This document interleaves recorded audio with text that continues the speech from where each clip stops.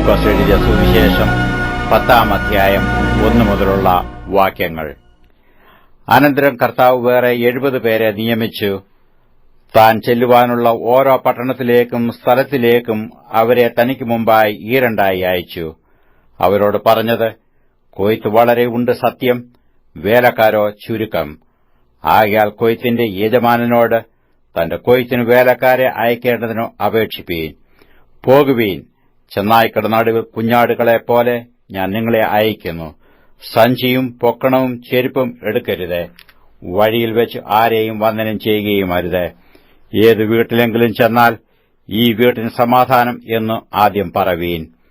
അവിടെ ഒരു സമാധാനപുത്രൻ ഉണ്ടെങ്കിൽ നിങ്ങളുടെ സമാധാനം അവന്മേൽ വസിക്കും. ഇല്ലെന്നു വരികിലോ നിങ്ങളിലേക്ക് മടങ്ങിപ്പോരും. അവർ തരുന്നത് തിന്നും കുടിച്ചും കൊണ്ട് ആ വീട്ടിൽ തന്നെ പാർപ്പീൻ.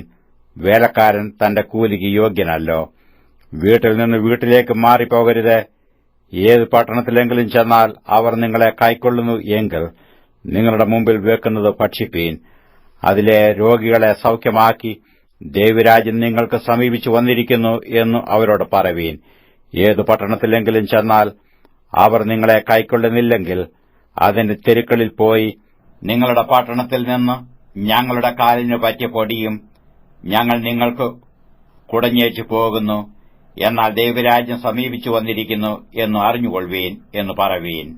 ആ പട്ടണത്തേക്കാൾ സോദോമ്യർക്ക് ആ നാളിൽ സഹിക്കാവതാകും എന്ന് ഞാൻ നിങ്ങളോട് പറയുന്നു.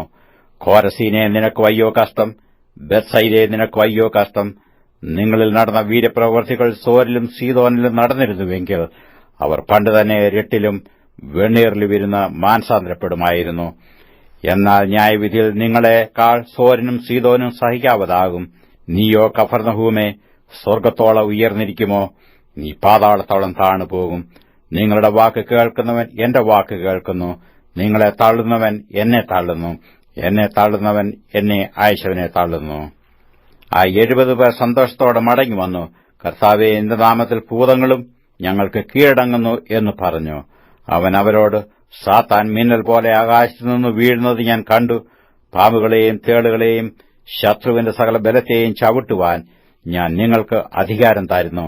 ഒന്നും നിങ്ങൾക്ക് ഒരിക്കലും ദോഷം വരുത്തുകയുമില്ല.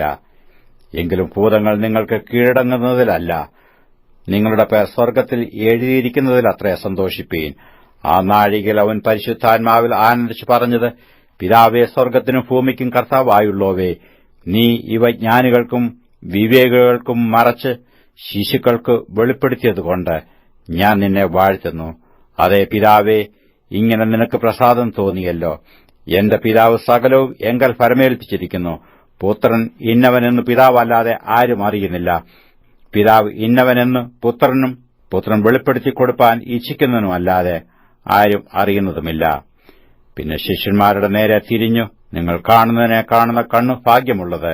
നിങ്ങൾ കാണുന്നതിനെ കാൺമാൻ ഏറിയ പ്രവാചകന്മാരും രാജാക്കന്മാരും ഇച്ഛിച്ചിട്ടും കണ്ടില്ല. നിങ്ങൾ കേൾക്കുന്നതിനെ കേൾപ്പാൻ ഇച്ഛിച്ചിട്ടും കേട്ടില്ല എന്ന് ഞാൻ നിങ്ങളോട് പറയുന്നു എന്ന് പ്രത്യേകം പറഞ്ഞു. അനന്തരം ഒരു ന്യായശാസ്ത്രി എഴുന്നേറ്റ്, ഗുരു, ഞാൻ നിത്യജീവനും അവകാശിയായി തീരുവാൻ എന്തു ചെയ്യണം എന്നു അവനെ പരീക്ഷിച്ച് ചോദിച്ചു. അവൻ അവനോട്, ന്യായപ്രമാണത്തിൽ എന്ത് എഴുതിയിരിക്കുന്നു, നീ എങ്ങനെ വായിക്കുന്നു എന്ന് ചോദിച്ചതിനു അവൻ, നിന്റെ ദൈവമായ കർത്താവിനെ നീ പൂർണ്ണ ഹൃദയത്തോടും പൂർണ്ണാത്മാവോടും പൂർണ്ണ ശക്തിയോടും പൂർണ്ണ മനസ്സോടും കൂടെ സ്നേഹിക്കണമെന്നും കൂട്ടുകാരനെ നിന്നെപ്പോലെ തന്നെ സ്നേഹിക്കണം എന്നും തന്നെ എന്ന് ഉത്തരം പറഞ്ഞു. അവൻ അവനോട്, നീ പറഞ്ഞ ഉത്തരം ശരി, അങ്ങനെ ചെയ്യുക, എന്നാൽ നീ ജീവിക്കും എന്ന് പറഞ്ഞു. അവൻ തന്നെത്താൻ നീതീകരിപ്പാൻ ഇച്ഛിച്ചിട്ട് യേശുവിനോട്, എന്റെ കൂട്ടുകാരൻ ആർ എന്ന് ചോദിച്ചതിന് യേശു ഉത്തരം പറഞ്ഞത്, ഒരു മനുഷ്യൻ യെരൂശലേമിൽ നിന്ന് യെരിഹോവിലേക്ക് പോകുമ്പോൾ കള്ളന്മാരുടെ കൈയിൽ അകപ്പെട്ടു.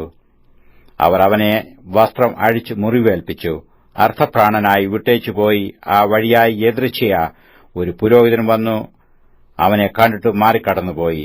അങ്ങനെ തന്നെ ഒരു ലേവ്യനും ആ സ്ഥലത്തിൽ എത്തി അവനെ കണ്ടിട്ട് മാറിക്കടന്നുപോയി. ഒരു ശമരിയാക്കാരനോ വഴി പോകയിൽ അവന്റെ അടുക്കൽ എത്തി അവനെ കണ്ടിട്ട് മനസ്സലിഞ്ഞു. അരികെ ചെന്ന് എണ്ണയും വീഞ്ഞും പകർന്നു അവന്റെ മുറിവുകളെ കെട്ടി അവനെ തന്റെ വാഹനത്തിൽ കയറ്റി വഴിയമ്പലത്തിലേക്ക് കൊണ്ടുപോയി രക്ഷ ചെയ്തു. പിറ്റേന്നാൾ അവൻ പുറപ്പെടുമ്പോൾ 2 വെള്ളിക്കാശ് എടുത്ത് വഴിയമ്പലക്കാരന് കൊടുത്തു, ഇവനെ രക്ഷ ചെയ്യണം, അധികം വല്ലതും ചെലവിട്ടാൽ ഞാൻ മടങ്ങിവരുമ്പോൾ തന്നുകൊള്ളാം എന്ന് അവനോട് പറഞ്ഞു. കള്ളന്മാരുടെ കൈയിൽ അകപ്പെട്ടവന് ഈ മൂവരിൽ ഏവൻ കൂട്ടുകാരനായി തീർന്നു എന്ന് നിനക്ക് തോന്നുന്നു? അവനോട് കരുണ കാണിച്ചവൻ എന്ന് അവൻ പറഞ്ഞു. യേശു അവനോട്, നീയും പോയി അങ്ങനെ തന്നെ ചെയ്യുക എന്ന് പറഞ്ഞു. പിന്നെ അവർ യാത്ര പോകയിൽ അവൻ ഒരു ഗ്രാമത്തിലെത്തി. മാർത്ത എന്നു പേരുള്ള ഒരു സ്ത്രീ അവനെ വീട്ടിൽ കൈക്കൊണ്ടു.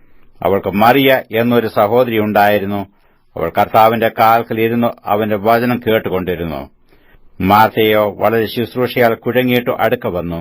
കർത്താവെ, എന്റെ സഹോദരി ശുശ്രൂഷയ്ക്ക് എന്നെ തനിച്ചു വിട്ടിരിക്കുന്നതിൽ നിനക്ക് വിചാരമില്ലയോ? എന്നെ സഹായിപ്പാൻ അവളോട് കൽപ്പിച്ചാലും എന്ന് പറഞ്ഞു. കർത്താവ് അവളോട്, മാർത്തയെ, മാർത്തയെ, നീ പലതിനെ ചൊല്ലി വിചാരപ്പെട്ടും മനം കലങ്ങിയുമിരിക്കുന്നു. എന്നാൽ അല്പമേ വേണ്ടൂ, അല്ല ഒന്നു മതി. മറിയ നല്ല അംശം തിരഞ്ഞെടുത്തിരിക്കുന്നു, അത് ആരും അവളോട് അപഹരിക്കുകയുമില്ല.